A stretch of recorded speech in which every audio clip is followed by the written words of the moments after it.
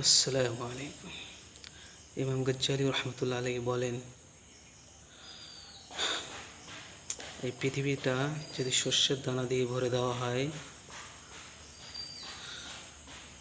আর 50,000 বছর পর পর এসে একটা পাখি একটা দানা নিয়ে যাবে, আবার 50,000 বছর পর পর এসে আরেকটা দানা নিয়ে যাবে,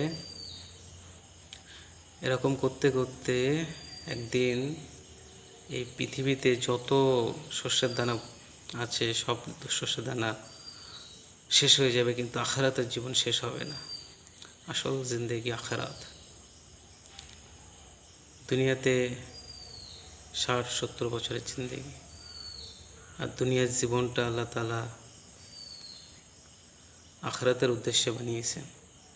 আল্লাহ বলছেন, তোমাদেরকে সৃষ্টি করেছি আমি এই জন্য যে তোমাদের মধ্যে কে সৎকর্মে উত্তম, তাই বেশি বেশি আখিরাতের ফিকির করি, গাফিল না হয়।